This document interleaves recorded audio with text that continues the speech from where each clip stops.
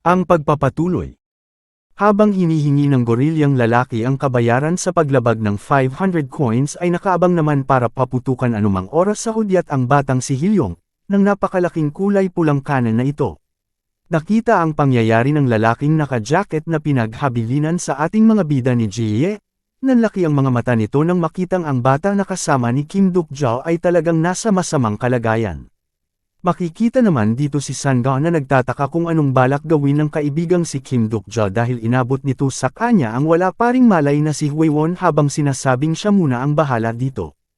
Ang lalaki namang ito ay napansin ang paglapit sa kanya ng isang lalaki ngunit parang wala lamang sa kanya ito na nakangiti pa. Lumapit pa ang ating bida dito habang nakatingin ng masama sa lalaki. Nasabi ng lalaki habang nakangiti kay Kim Duk-jo na siguro daw ay siya ang ama ng bata. Lumapit naman agad si Hilyong kay Kim Duk-jo kaya talagang inisip ng lalaki na ama ng bata ang dumating. Sa pangyayaring iyon ay mayabang na tumayo din ang lalaking naka-blue na bakit hindi na lamang daw si Kim Duk-jo ang magbayad para sa bata. Habang makikitang nakatitig ang ating bida sa lalaking mangmang ay sinasabi niya dito sa kanyang isip ang 500 coins na kabayaran para sa pag-upo lamang daw sa kanilang nasasakupan. Yun nga daw ay grabing paraan ng pagnanakaw. Pagkasabi nga niyang ganon ay naisip nito si Jung Yok-yu dahil yun nga daw ay interesanteng bagay na pagsawalang bahala niya sa mga mandurugas na naandon na magpatuloy sa kanilang ginagawa. Sa ibang dako naman ay makikita si Jie na narating na ang kinaroroonan ni Jung Yok-yu na malalim ang iniisip at tinawag ito sa tawag niyang master. Narinig naman agad iyon ni Jung Yok-yu at agad nilingan ang tumawag. Kasunod noon habang pinapakita ang nakakatakot na narawan na ito ay pinaliwanag ng ating bida kung ano ang The Ten Evils. Ang mga iyon daw ay maglalabasan sa magkakaibang chapters na may magkaibang ranggo depende sa round kung nasaan si Jung Yok-yu. Sila nga daw ang talagang pinakang kalaban sa mundo ng TWSA at si Pildugang nga daw na sikat din sa tawag na The Armament Lord of Chungmuro ay isa din sa 10 evil. Sa labas ng pelikurang ito ay makikitang ang palutang-lutang na salitang Green Zone na may kasalukuyang bilang na 56 hanggang 70. Napansin iyon ni Kim Duk-jo habang nag-inaanalisa ang mga pangyayari at sinabing ang lawak nga daw ng room na iyon ay napakalaki kumpara sa iba na hindi naman niya kinagulat. Ang malaking lugar nga daw na Green Zone doon hanggang sa Pulang Zone ay sa tingin niya ay pag-aari ni Pildugang. Kasunod noon ay nagtanong na ng marahan ang ating bida sa mga tao na may pagtataka kung bakit daw ang mga ito nangungulekta ng coins sa mga tao. Dahil ang pagkakaalala nga daw niya ay ang Chungmuro Station ay isang public facility. Ang nasabi namang iyon ng ating bida ay tinawanan lamang ng lalaking kausap na yun nga daw ay 8 araw na ang nakakalipas ngunit ngayon ay hindi na. Sinabi iyon ng lalaking mangmang na gorilya na ito habang makikita na ng laki na ang mga mata sa sobrang kumpiyansa sa sarili. Habang sinasabi iyon ng lalaki ay seryoso naman siyang tinitingnan ng ating bida na animoy iniisip ang napakarami niyang pwedeng gawin sa mga mangmang na ito. Ilang sandali pa ay nagsalita na ito na sumasang-ayon sa pagbayad ng pagtrespassing ng bata ngunit magbabayad daw siya ng personal sa mismong namumuno doon na si Pildugang na ikinagulat ng kausap, dahil alam ng ating bida na hindi siya si Pildugang na siyang may-ari ng skill na militarized zone. Habang gulat na gulat ang lalaking ito na natameme na ay tinitingnan na pala ng ating bida ang character profile nito kaya nakumpirma niya na hindi ito si Pildugang. Sa isip ng ating bida habang matalim ang titig sa lalaki na ang mga lalaki nga daw na nasa kanyang harapan ay mga landlords na dating nagmamay-ari ng lahat ng lugar sa Chungmuro, pero ngayon nga daw ay mga tagapagpalakad na lamang ni Pildugang na tinatawag na The Landlord Coalition. Takang-taka ang mga lalaking ito na parang nagkaroon ng takot sa kanilang mukha habang tinatanong kung paano iyon nalaman ng ating bida dahil parang wala silang pinagsabihan tungkol doon. Ang ating bida naman ay walang takot na parang gusto ng mapbangin ang mga gurilyang ito sa oras na manglaban sa kanya. Lakas loob ito na nagtatatawag sa labas kung nasaan daw itong si Pildugang na mismong namumuno doon.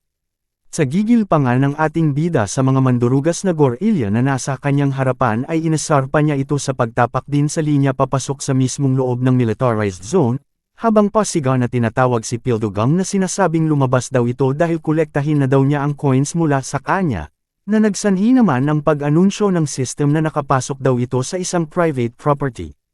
Sa pagpasok na iyon ng ating bida sa private property ay makikita ang kanan na otomatikong tumutok naman sa kanya.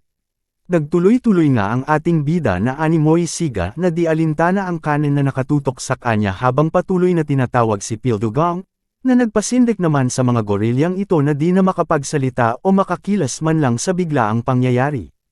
Ilang sandali pa ay napahinto na ang ating bida sa walang habas na pangbabasto sa tatlong gorilya na nakabantay sa gitna ng zone, dahil sa panibagong boses ang nagsalita na sinasabing huminto daw ito sa kanyang kinatatayuan.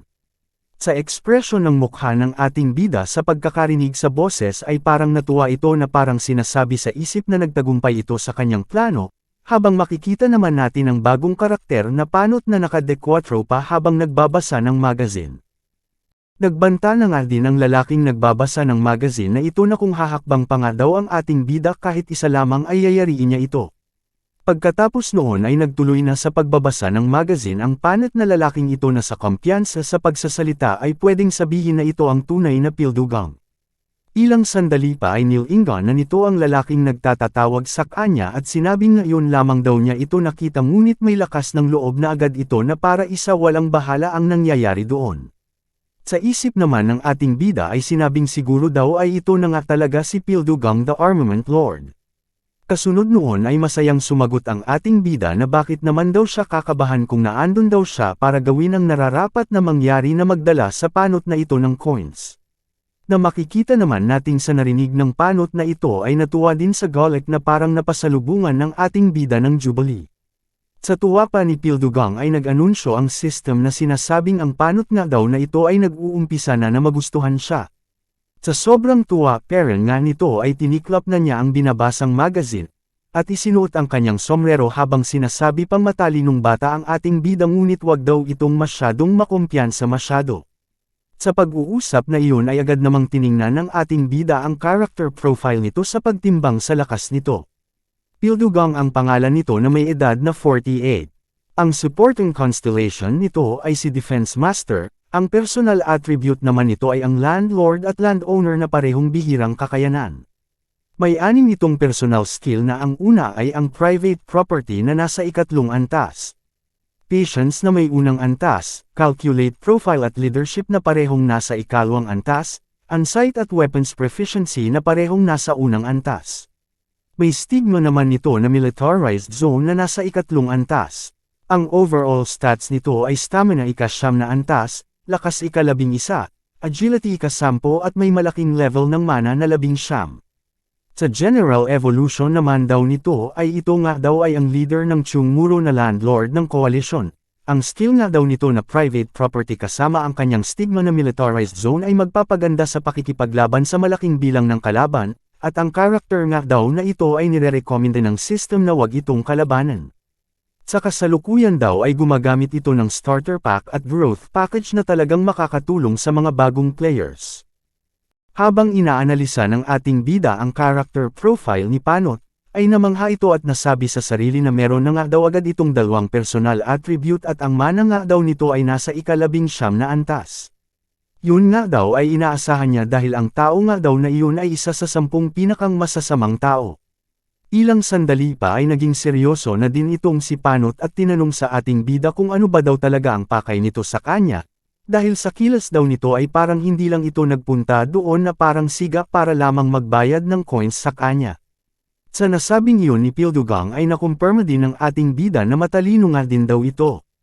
Sa puntong ito ay sinasabi ng ating bida sa kanyang sarili habang nakaharap sa matabang Panot na ito, kung makikipagkasando ba siya dito o kaya naman ay pagpira-piresuhin na lamang niya ito sa puntong iyon at doon din mismo. Sa killer instinct na iyon ng ating bida ay agad napansin iyon ni Pildo na nakangiti pa habang nakatitig sa Unbreakable Faith Sword at nagbanta dito, na kung alam lamang daw ng ating bida ang gusto niyang iparating dito ay siguro hindi na ito makakapag-isip ng hindi maganda laban sa kanya. Sa pag-uusap na iyon ay patuloy ang katahimikan ng paligid para marinig nila ang mainit na usapan ng hari at ng isang estranghero na basta na lamang pumasok sa militarized zone. Kaya rinig na rinig iyon ni Yon Song na pinagpapawisan na sa malapit ng pwedeng mangyari. Makikita na din naman natin si Hilyong na natatakot na din dahil sa kagagawan niya ay nasa masamang kalagayan ang kanyang kuya. Bahagya naman ding dumistansya itong si Sangao habang akay si Huiwon dahil ramdam din ito na may kung ano na malapit ng maganap sa dalawang mainit na karakter na malapit sa kanya.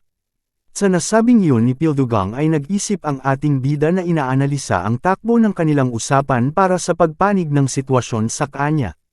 Ilang sandali pa ay itinaas ng ating bida ang dalawa nitong kamay para mapahupa ng kaunti ang apoy na unti-unting nabubuo sa dalawang panig, at sinabing ano daw kaya ang pakay ng isang naghahanap ng matutuluyan sa isang nagmamay-ari ng lugar habang nakangiti.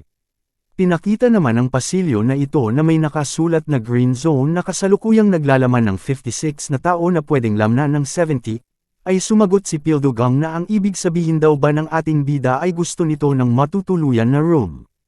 Sumang-ayon naman doon si Kim Duk-jo at sinabing hayaan daw siya at ang kanyang mga kaibigan na tumuloy sa kanyang green zone. Tumanggi naman doon si Pildugang dahil hindi daw sila tumatanggap doon na hindi part ng landlord coalition. Ngunit maaari pera naman daw silang tumuloy doon sa pamamagitan ng pagbayad sa kanya ng ating bida ng 500 coins kada araw. Medyo naasar naman doon ang ating bida na nasabi pa sa sarili na masyado nga daw gaaman ang panot na nasa kanyang harapan. Sumagot si Kim Duk-jo at masayang sinabi na hindi naman daw siya ganun kay Aman pero pwede daw siya nitong bayaran ng kaalaman. Sumagot si Pildo at tinanong kung anong kaalaman habang masaya dahil nasa kanya ang takbo ng usapan. At bigla namang nga itong napadilat at muntik ng himitian nang marinig na ang kaalaman na gusto ng ating bidang sabihin sa kanya ay ang impormasyon tungkol sa regressor na si Jung Yokyu. Pagkasabing ganun ng ating bida ay naalarma ang lahat ng nakarinig. Sinabi ng isa na gustong makasigurado ay nagtanong sa ating bida kung ang ibig ba daw sabihin niya ay ang lalaki na nanggulo din sa kanila ng nakaraang araw. Ang isang coalition lord naman ay nagtanong din kung bakit iyon kilala ng ating bida habang sinasabi naman ng isa kay Pildugang na ang ating bida daw ay isang kainahinala. Sa nangyari namang iyon ay ikinatuwa ng ating bida habang pang-isingisi pa at sinasabi sa sarili na nahuli nga daw niya ang magpapapunta sa kanya sa pagdikta ng pangyayari. Habang pinapakita naman ng cellphone na ito ay sinasabi ng ating bida sa kanyang sarili na sa original daw na istorya ay si Jung Yokyu ay magpapasimula ng digmaan laban sa Landlord Coalition, natanong na lamang niya sa kanyang sarili kung nasaan daw kaya sa mga oras na iyon ang baliw na iyon at ano ang pinaggagawa. Sa pagkabanggit pere ng ating bida sa pangalang Jung Yokyu ay tuluyan ng nag-init itong si Pildo at seryosong nagtanong sa ating bida kung bakit niya kilala si Jung Yok. Sinagot naman iyon ni Kim Duk-jo at sinabing si Jung Yokyu nga daw ay kanyang kompanyon at sila nga daw ay parehong dumaan sa pangyayaring muntik na nilang ikamite. Nagtaka naman doon si Pildugang at napatanong sa sinabi ng ating bida kung bakit sa sarili nila at sinasabi nito kung bakit daw hindi nila iyon nagawa ng magkasama. Sinagot naman iyon ng ating bida na ang point daw niya doon ay si Jung Yokyu ay talagang kanyang malapit na kaibigan. Dagdag pa ng ating bida habang makikitang hindi na masaya si Pildugang sa nangyayari ay sinabi ng ating bida na maniwala man daw siya sa kanya o hindi pero wala naman daw itong mawawala sa kanya. Sa pangyayaring iyon ay napagdesisyonan nito na gamitin ang skill na calculation profit na nasa ikalawang antas. Sa paglabasan ng mga numerong ito sa paligid ni Pildo ay seryoso nitong sinabi sa ating bida na meron daw mawawala sa kanya. Siya daw ay pwedeng sinusubukan siyang lokohin sa pamamagitan ng kaalaman niya. At galit na nagbanta na wag daw itong underestimate ng ating bida dahil bata pa daw ito. Dagdag pa ni Pildo na sa karanasan daw niya ay ang mga katulad daw ng ating bida ay ang mga palaging umaalis nang hindi nagbabayad ng kanilang upa. Sa narinig ng ating bida ay seryoso ulit nitong inaanalisa sa isip ang mga sinabi ni Pildo dahil yun nga daw ay masyadong direkta sa kanyang pinakang gusto. Ilang sandali pa ay may napagdesisyonan na ang ating bida at sinabing kung ganun nga daw ay ang ibig sabihin lamang noon at talagang kawalan niya. Sabay sinabi sa isip na dapat daw ay maglakad na agad siya paalis pagkatapos niya yung mabanggit sa pag-aakalang makukuha ang momento ng usapan. Sa pagtalikod ng ating bida para magpatuloy na umalis ay pinatigil siya ni Pildo. Tumigil naman doon si Kim Duk-jo sa pag-aakalang kumagat ito sa kanyang pain. Ngunit nagulat na lamang ang ating bida at di maipaliwanag ang itsura ng mukha, dahil galit na tinanong ni Pildo sa kanya kung saan daw ito pupunta sa kanyang palagay dahil kailangan daw muna niya siya nitong bayaran. Napamura naman doon ang ating bida dahil nagkamali siya sa pagkalkula dahil ang habil daw pala talaga ni Pildugang ay ang coins. Nang maisip iyon ni Kim Duk-ja ay tinanong niya si Panut kung magkano iyon, 100 coins ba daw? Sumagot naman si Pildugang na hindi dahil yun nga daw ay nagkakahalaga ng 1,000 coins para sa kanya at sa bata. Naasar doon ang ating bida dahil sa isip niya ay kahit nga daw Dukaybi ay hindi siya kayang makuha ng ganun kalaking coins, pero itong Panut ay gusto siyang kurakutan ng ganoon kalaking coins ng ganoon lamang. Kasunod noon ay lumingon na ulit ito kay Panut at Derek ahanyang sinabi kay Pildo na masyado naman daw yun mahal. Sumagot si Pildugang habang nakangiti na sinabihan na daw siya nito ng una pa lang tapos magrereklamo siya ngayon. Kasunod noon ay malakas niyang sinabi na mamatay ang ating bida. Kasunod din noon ang pagtutok ng malapit kay Kim Duk-ja na kanan at naghahanda na magpaputok. Sa pangyayaring iyon ay nagulat ang mga taong malapit sa kanya na sa pagmamadali pa nga ay nawala pa sa balanse at natamba. Napansin din iyon ni Kim Duk-ja at nanlaki ang mga mata sa gulat. Napansin din iyon ng babaeng si Yoo Sang-ga at sinigaw ang pangalan ni Kim Duk-ja sa pag-aalala nito habang makikita ang mga enerhiya na nahihila at naiipon sa kung saan. Dito naman ay bahagyang tinulak ni Yeon Song Lee ang batang si Hilyong at inutusan na tumakbo daw ito sa maraming tao na ikinagulat ng bata sa biglang lala ng pangyayaring kanyang nasimulan. At dito nga ay agad-agad na nagpaputok ang kanan at makikita din ang pagsabog sa lugar kung saan ang napakalakas na pagputok ay tumama. Makikita naman dito ang ating bida na hindi naanalisa ang oras ng pagtama ng putok na napatikip na lamang ng kanyang mukha dahil sa init ng apoy na naramdaman. Ilang segundo pa ang nakalipas ay naramdaman ng ating bida na walang masakit sa kanyang katawan kaya agad-agad itong damilat at tiningnan kung ano talaga ang nangyari. Sa pagdilat niyang iyon ay nanlaki ang mga mata nito nang bigla niyang makita ang kaibigang si Yeon Song na hawak ang shield na ginamit naman ng lalaki para salagin ang kanan. Nang magkaroon ng espasyo si Yeon Song para magsalita ay pasigaw niyang sinabi kay Kim Duk-ja na sa tingin daw niya ay hindi niya matatagalan ang pagsangga sa kanan. Pagkasabi ng ganon ni Yeon Song ay agad naisip ng ating bida ang babaeng si Hwaewon dahil wala pa ring malay ito, dagdag pa niya habang nagngingit-ngit ay possible daw na may mamatay sa kanyang mga kasamahan kapag pinatulan nila ang mga gahamang gorilla na bumabanat sa kanila. Sa nasabi niyang iyon ay isa na namang konklusyon ang pumasok sa kanyang isipan at sinabi sa sarili na pag nilabanan daw nila ang grupo ng mga gorilyang iyon ay parehas silang walang mapapala doon. Kaya naman agad itong umarap ulit ng mahinahon kay Pildugang at sinabing tumigil daw muna ito saglit. Tumigil naman si Pildo na natanong kung ano na naman daw ang sasabihin nitong kalokohan. Agad namang sumagot ang ating bida at sinabing sa tingin daw niya ay hindi matalinong pagpapasya para kay Pildo ang labanan sila sa oras na iyon. Sumagot si Pildugang na napatanong kung bakit naman daw niya iyon nasabi. At seryosong nagbanta ang ating bida na kapag pinagpatuloy daw niya ang paglaban sa kanila ay mamamatay ito kung saan ito nakaupo. Pagkasabing ganon ng ating bida ay nanlaki ang mga mata ni Pildo na parang biglang lumabas ang daga na nananahan sa dibdib nito. Sa nasabing iyon ng ating bida ay hindi agad nakasagot si Pildugang hanggang sa may narinig silang isang dumating na panauhin na makikitang ikinagulat ng lahat. Sa hudyat ng yabag ng dalawang misteryosong mga paa na ito ay may isang nagsalita na tinuturo sa kanyang master ang isang individual. Nang makumpirma ay napamura itong si Pildugang habang nagngingit-ngit sa asar. Lumipat ang eksena sa mga dumating at sinasabi dito ng nakasuot na school uniform na ang tinuturo daw niya ay ang lalaking sinasabi na kaibigan ng kanyang master. Sa isip pa ng ating bida dito sa galit niya sa grupo ni Pildo ay nasabi niya na kung pareho daw silang walang mapapala ay sa tingin niya ay kailangan daw nilang mawalan ng isang bagay. Habang palapit naman ang dalawang ito ay natatanong pa ng nakaitim na kasuotan kung sini daw kaya ang malapit niyang kaibigan na nag-abala pang pumunta sa Chungmuro.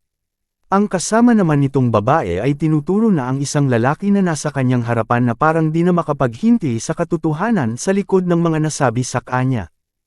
Sa pagtingin ng lalaking ito sa mismong tinuturo ng kasama niyang babae ay naalarma ito at iniisip kung sino ang nakikita. Ilang sandali pa ay nanlaki ang mga mata nito at nagulantang sa nakita dahil nakilala na niya ang tinuturo ng babae at sinasabing malapit niyang kaibigan. Kasabay noon ang pag-anunsyo ng system na ang character daw na si Jung Yok Yu ay biglang nabalisa. Sa naging reaksyong iyon ng dumating na lalaki ay bigla na lamang tinawag ito ng ating bida sa pangalang Jungyok habang masayang kinakawayan. Sa isip ng ating bida ay hindi daw niya akalain na matutuwa siya na makita ang baliw na lalaki. Makikita naman dito si Yeon Song na nagulat din sa biglaang pagdating ng lalaki. Sa pagkaway na iyon ng ating bida ay hindi makapaniwala itong si Pildugang sa nangyayari dahil para sa kanya ay hindi iyon kapanipaniwala. Kasunod noon ang pag-activate ni Kim Duk-jo ng kanyang personal skill na Omniscient Reader's Viewpoint na may antas na dalwa. Ilang sandali pa ang lumipas at gulat at hindi pa rin makapaniwala itong si Jungyok-kyu sa kanyang nakikita na tila ba ay multo na para sa kanya. Habang itong si Ji-ye naman ay gulat din na dib talaga akalain na ang tipo ng kanyang master ay may malapit talagang kaibigan. Sa pang-osar pa nga ng ating bida ay makikita sa mukha nito na grabe ang galit habang kinukumusta ang lalaking si Jungyok-kyu at parang maganda nga daw ang pinaggagawa nito sa kanyang buhay. Sa isip pa dito nang di makaget over na si Jungyok na nababasa naman ng ating bida gamit ang skill na Omniscient Reader's Viewpoint na may antas na dalwa, ay paano at ano ang ginawa ng ating bida para maabot ang lakas nito. Habang malalim ang iniisip ni Jungyok ay nagsalita na naman ang ating bida habang kinakausap ito, na ang mga tao daw doon ay hindi naniniwala sa kanya na si Jungyok daw at siya ay magkaibigan at pang-asar na nakiusap dito kung pwede daw ba niyang kausapin ang mga tao doon para sa kanya. Sa sinabing iyon ng ating bida ay mahilo-hilo na naman itong si Pildo at Ji-ye na talagang parang may inaabangan na kumpirmasyon kung kakilala ba talaga ang pangahas nating bida ni Jungyok. Sa isip ng ating bida na kilalang kilala daw niya si Jungyok-kyu. Kaya daw nitong pumatay ng tao na parang insekto ngunit palagi daw itong tumutupad sa kanyang mga binitawang pangako. Habang hindi pa rin malaman ni Jungyok-kyu ang kanyang sasabihin ay nagpaabot ng anunsyo ang system na ang mga constellations daw ay hinihintay ang sagot ng incarnation na si Jungyok. Si Demonic Judge of Fire naman ay marahang pinapanood ang pangyayari kung ang incarnation daw na si Jungyok ay tutupad sa kanyang salita. Itong si Jungyok-kyu naman ay kumalma na at nag-isip ng kanyang nararapat na sunod na gawin habang sa isip ng ating bida ay sinisigurado, natutupad si Jungyok-kyu sa kanyang salita dahil sa dami ng constellation na nanunood. Sa puntong ito ay magsasalita na sana itong si Jungyok-kyu ngunit binara ito ng ating bida sa biglaan din itong pagsasalita, na maganda din daw kung sasabihin ito sa grupo ni Pildo na hayaan silang gumamit ng palikuran. Napansin naman iyon ni Yeon Song at sinabi kay Duk-jo ang tangkang pagsasalita ni Jungyok ngunit wala doon pakialam si Kim Duk-jo dahil tuloy ito sa pagbawi sa lalaki ng pang-asar dito. Sa pangyayari ding iyon nakamuntikang pagsalita ni Jungyok ay napatayo na itong si Pildugang. Itong si Ji-ye naman ay kulat na gulat din sa pangyayari. Ilang sandali pa ay talagang naputol na ang pisi nitong si Jungyok-kyu sa pang-asar sa kanya ni Kim Duk-jo at sa pagsali nito sa kanya sa walang kwenta nitong ginagawa. Naglabas ito ng aura at nagkulay asul ang mga mata, huhugutin na din ito ang nakakatakot nitong espada sa sobrang galit sa ating bida na parang mayroong lover's quarrel ang dalawa. Pagkatapos po noon ay doon ko na din po muna pinuputol ang ating series, hangad ko po ang inyong like at comments para lumaki ang ating channel. Ang nakikita naman po ninyo ay ang maiinit nating mga bida na malapit ng magbakbakan. Shoutout naman po sa mga lodi kong tunay na ito, mabuhay po kayo at maraming salamat po.